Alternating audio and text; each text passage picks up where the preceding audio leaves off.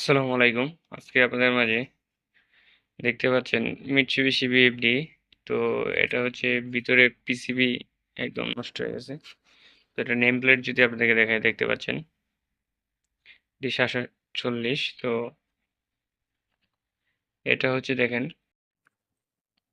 একদম পিসিবি এখান দিয়ে অনেকটা নাই হয়ে গেছে। তো এই পাওয়ার কাটে বাতিল হয়ে যাবে, দেখতে পাচ্ছেন এই পাওয়ার কাটে বাতিল। তো এরকম পাওয়ার কাট আমার কাছে আরেকটা আছে। তো আমি সেটা লাগিয়ে দেব, লাগিয়ে ওকে করার চেষ্টা করবো, দেখবো এটা যদি সিপিইউ কার্ডটা কন্ট্রোল কার্ডটা যদি ভালো থাকে তাহলে আমার কাছে আরেকটা পাওয়ার কার্ড আছে, সেটা ওকে না, তবে সে পাওয়ার কার্ডটা ওকে করা যাবে আর কি, পিসিবিটা এরকম নষ্ট না। তো সেটা ওকে করে আপনাদেরকে আমি রান করে দেখাচ্ছি, সাথেই থাকে। তো আমি যেটার কথা বলতেছিলাম সেটা হচ্ছে এটা। তো আপনারা দেখতে পাচ্ছেন এখানে কিন্তু একটা আইসি মিসিং আছে, আপনাদের দেখাই, দেখেন এখানে কিন্তু একটা আইসি ছিল, এই দেখেন সেটা কিন্তু নাই। তো সেটা লাগাতে হবে, সেটা লাগিয়ে এটা পাওয়ার সমস্যার সমাধান করে, তো ওটাই ওটার সিপিইউ কার্ড যদি ভালো থাকে তো ওটাই লাগিয়ে দেবো এটার মাঝে।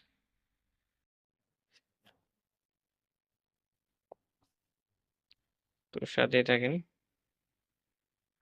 তো আপনারা দেখতে পাচ্ছেন যেটার মধ্যে হচ্ছে আপনার আইসি ছিল না, একটা পাওয়ার কার্ড দেখাইছিলাম, একটা ড্যামেজ দেখাইছিলাম, আর একটা দেখাইছিলাম যে আইসি ছিল না। বলছিলাম যে ওইটা পাওয়ার সমস্যার সমাধান করে পরে ওইটার সিপিইউ কার্ডটা লাগিয়ে, যেটার পাওয়ার কার্ড ড্যামেজ হয়েছে ওইটার সিপিইউ কার্ডটা লাগিয়ে আমরা দেখব যে আসলে কি ওটা কি মোটর চালানো যায় কিনা। তো এখন দেখতে পাচ্ছেন এটার কিন্তু যেটা আইসি ছিল না সেটার পাওয়ার সমস্যার সমাধান হয়েছে, কিন্তু যেটার পাওয়ার কার্ড ড্যামেজ হয়ে গেছিল সেটার কিন্তু আপনার হচ্ছে যে ওইটার সিপিইউ কার্ডও ড্যামেজ হয়ে গেছে। তো সেক্ষেত্রে আমি কিন্তু এই যে আমার কাছে যে একটা সিপিইউ কার্ড হচ্ছে, এটা সিপিইউ কার্ডটা একটু সমস্যা।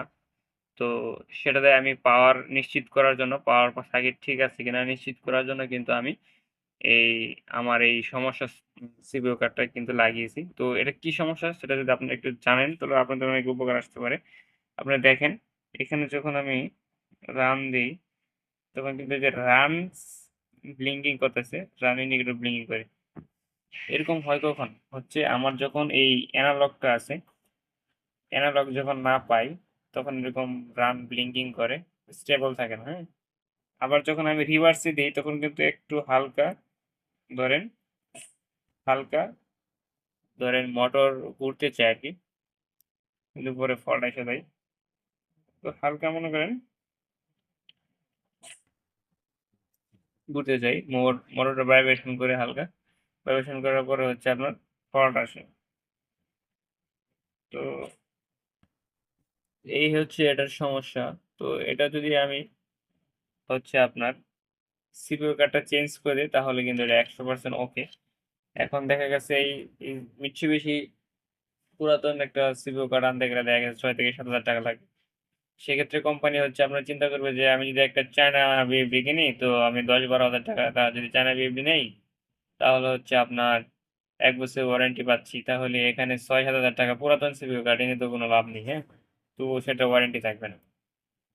তো কোম্পানি দেখা গেছে যে এরা আর সিপিইউ কার্ড আনবে না, এটা এভাবেই থাকবে। তো হচ্ছে আপনার কোম্পানির চায়না বিএফডি লাগাবে সম্ভবত। তো আসলে আপনাদেরকে জানালাম সিপিইউ কার্ড আসলে অনেক সময় দেখা গেছে যে সিপিইউ কার্ড থেকে সমস্যা থাকার কারণে আমার বিভিন্ন ফল্ট আসে থাকে। তো সেক্ষেত্রে একটু জানানোর চেষ্টা করলাম। ধন্যবাদ সকলকে।